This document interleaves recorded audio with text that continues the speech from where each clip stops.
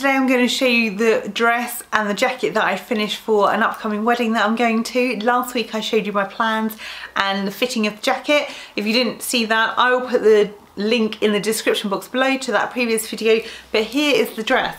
Now it's the Tessuti pattern Lois dress, and this is designed for things like a crepe, viscose, but I thought, you know what, I would just take it up a notch and make it in lace.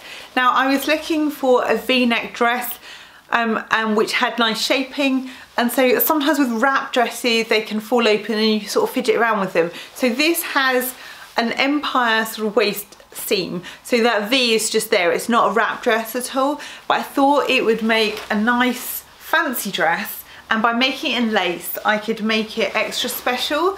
Now the bottom of the dress I wanted, because the actual dress comes out quite long, I will show you the muslin that I made, so it's quite long on me, I'm 5'3". I decided that I was going to cut it off at knee length, which is actually better length, which is what the lining is. So I have the lining here, which is just a normal woven lining, and then that is hemmed and cut, or cut and hemmed at knee length.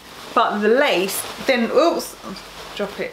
The lace then falls below, so although it's similar to the length of the original, you have, you can see your leg, you can see some flesh underneath it, so it means it doesn't swallow me up, because you can, it doesn't mean that the dress comes right down low and then all you see is ankle. You can see legs, so I feel like I can get away with more of a midi length style because of that transparent sort of panel at the bottom. Now the lace has a really nice scallop to it on each side of the fabric, so opposite to where the selvage is. And it has like a mesh which squares it off, so you have to cut around, but I knew that I wanted to use that as a detail, so I cut it and used it on each of the sleeves. So this has like a grown on sleeve with a sleeve band. When I made it in viscose, the band twisted and it wasn't that easy to get flat, so I didn't want it to be too thick by using the same fabric or the woven lining fabric. So I used the scallop edge and just treated that as if it was a band, and then because it doesn't fray, I could just cut that and sew that on.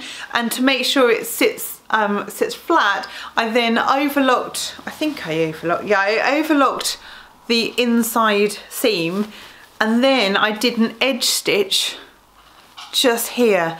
So you can't really see it because it's really good matching thread, but it just means that where I've attached this, it tucks it away, and so you can't, that seam allowance doesn't poke out at all, so you can't see it through the lace.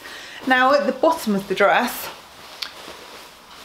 I had to add quite a bit on because I originally cut this bit here, and it just was not deep enough at all, because by the time I wanted just the scallop, I thought, oh, I'll just have that on the end, and it really stuck out and it looked really odd.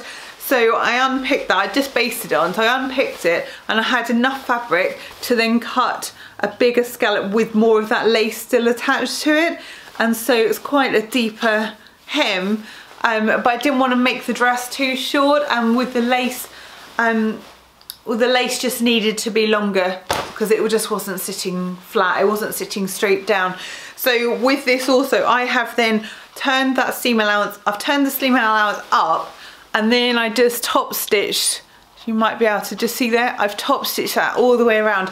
I was going to put some kind of like binding over the seam allowance, but I don't think it needs it, and you don't really notice it, it's disguised the lace with the lace, and I thought if I add a band or something to cover up the seam allowance, it's going to be really obvious where the join is, because I don't have great posture, so I didn't stand up straight. So I used my chalk hem marker, which is here. I think one of the feet has come off it, but I used this to get the right height all the way around, which means when I cut it, I didn't cut a straight line across, it was more dipped. If you want to know more about the chalk hem marker and how to use that, I have a video review all about that, which I will link down in the description box below if you want to check that out. But this enabled me to, once I cut it and it looks really wonky, I was like, what? But when I put it on, the lining hits me at knee length, and then this one hits me just below. I'll put the footage in so you can see. It has a side zip, which is an invisible zip, and it goes into a dart. So there's a dart at the side and the zip goes into the dart. So there's no side seam as such, which can be make it a little bit tricky, and I don't know if it sits that flat, but I think it's fine.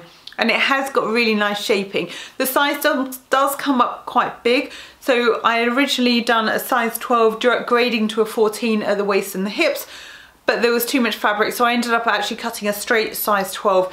It is a little bit snug now, but it does feel that it's not too loose. Now the jacket is New Look 6351, which I showed in last week's video if you checked that one out. And that is a pattern that I bought. It's one of the big four. I paid £4.50 for it off eBay, and I used fabric that I'd been sent in a Instagram competition from a fellow vlogger actually, which is Claire from Stitch Hem Sew. And this is a Viella fabric, which I'd never heard of before, but it's a wool cotton blend. I didn't pre-wash this, and as the lapel is not behaving itself, I don't want to scorch it with the iron. I don't have a ham to get a nice press on the princess seam. So what I'm going to do is I'm going to send this off to the dry cleaners for a professional clean and press, because whenever I've made a couple of wool coats before and I've sent them away to the dry cleaner, and usually they can do it within like the same day. It doesn't cost that much, and they can get a really nice crisp press on the seams, and I think it just needs that professional press. So this is the jacket all done. I probably will put just a hook and eye in there, so I can keep it closed. So if it is breezy, it's just so it sits nice and straight. But I think it goes well with the V-neck dress. I'm really pleased with it, and I think my outfit is good to go. So I paid £4.50 plus the reel of thread. Fabric was free. The lace was £7.50 a metre. I bought 2.5 metres because I wanted a bit extra, and the zip. So about £30 maybe for the jacket and the dress, which I'd never be able to buy in ready to wear. So if you do have an upcoming event and you're looking for some inspiration, perhaps you'd like to buy something if you don't have much time, but if you want to have a go and actually make something, I've got a video all about that, which I will link over here, and it gives you some ideas for ready to wear, as well as sewing patterns that are out there that you might want to try.